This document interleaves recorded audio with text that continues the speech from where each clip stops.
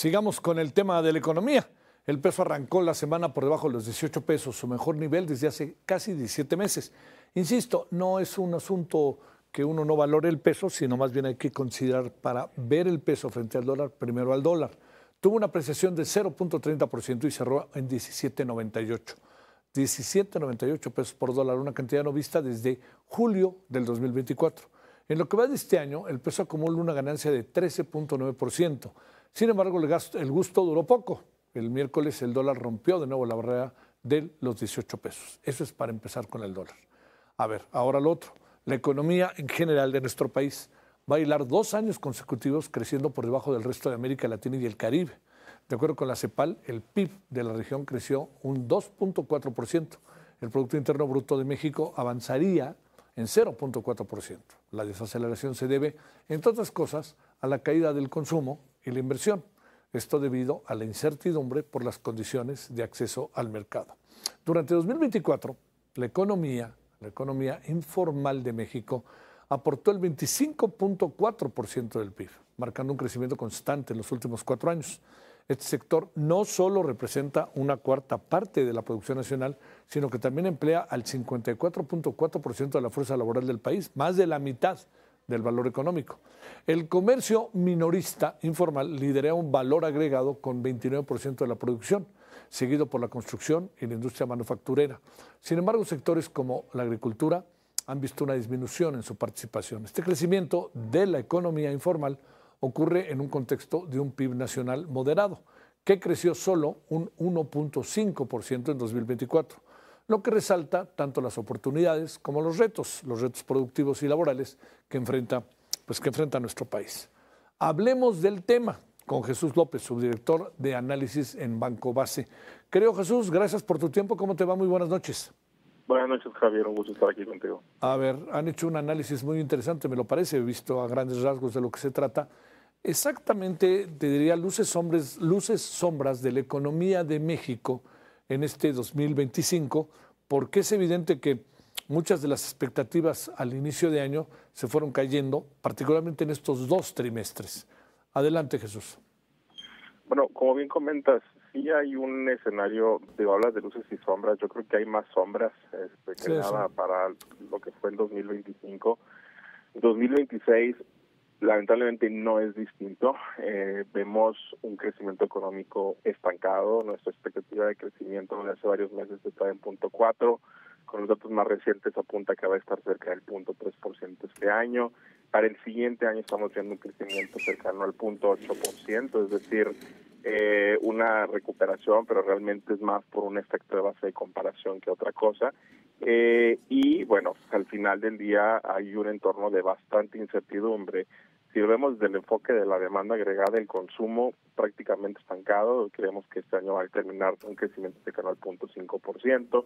El consumo por detrás, pues afectado por una creación de empleo muy baja. Los datos del INF lo muestran. De hecho, en años anteriores, pues el empleo solamente ha sido más bajo, o el empleo creado ha sido más bajo en años de recesión económica.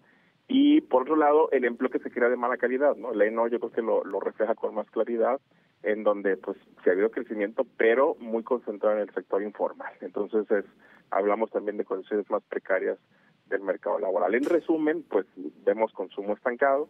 Por otro lado, inversión también con contracción respecto al año pasado, por toda esta incertidumbre que hay alrededor de México. Y bueno, mucho importa también la relación y la incertidumbre sobre el futuro del TEMEC el próximo año. Y pues eso ha hecho que pues esta economía avance a un ritmo muy lento, si es que podemos hablar de que está avanzando. ¿En qué condiciones deja una circunstancia de esta naturaleza la gobernabilidad? ¿Cuáles son las variables que te parece pueden intervenir? Porque al fin y al cabo, pues, con poco dinero, poco crecimiento, se mantienen los programas sociales, pero al fin y al cabo también se mantienen algunas áreas, ¿no? Que las obras emblemáticas del pasado sexenio, se tiene que usar dinero, traemos también incertidumbre con el TEMEC, aranceles sí, aranceles no, le mandamos aranceles a China y China pues dice, oigan, me hubieran avisado con tiempo, en fin, muchas de estas cosas que parecen trompicones, pero que no sé bajo qué perspectiva puedan y deban de verse. Bueno, por el lado donde hay creo que un área de oportunidad, pues el elefante en el cuarto, ¿no? La renegociación del TEMEC. Sí. Si bien se ve un entorno difícil, pues México hasta ahora ha librado bien el escenario de Donald Trump. México está pagando aranceles cercanos al 4% de sus, bueno, las importaciones que vienen desde México a Estados Unidos están pagando cerca del 4%. Parece ser que Estados Unidos, los comentarios más recientes hablan de que pues, sí les importa continuar con el TEMEC, sí les importa mucho la relación con México. Los empresarios allá están clamando que se continúe con el TEMEC. Entonces, por más que haya una postura de Estados Unidos de, así que pensar en dividir, voy a negociar por un lado con Canadá, por otro lado con México, divide y vencerás, pues se ve que está difícil. Parece que sí va a haber una continuación del TEMEC, pero muy probablemente no se va a lograr concluir el siguiente año, no se va a tratar de una revisión y eso siembra incertidumbre. Entonces, no estamos en el peor de los mundos en cuestión de comercio, pero sí en una situación todavía de incertidumbre. Y a lo mejor vamos a ver luz ya por allá del 2027. Por el otro lado, un ejemplo contrario a México y que no estamos ahí, por ejemplo, la India. La India le subieron en agosto los aranceles al 50%. La tasa de arancel pagado de los datos más recientes de Estados Unidos se disparó, son el tercer país que más aranceles paga, y su tipo de cambio está en máximos históricos de esta semana. Entonces, no estamos ahí, afortunadamente. Entonces, yo creo que esa es una área de oportunidad. Por el lado negativo, hablamos de gobernabilidad. Tenemos un escenario complicado para las finanzas públicas. Bien hablamos ahorita, hay más informalidad.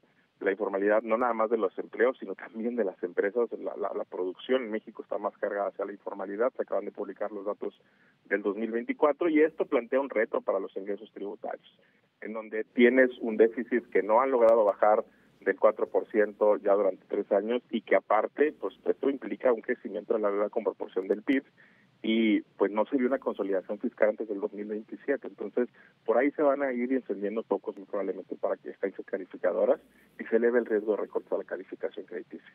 Oye, cuando hablamos de todas estas variables, ¿puede emerger alguna variable positiva en este fin de año respecto al consumo?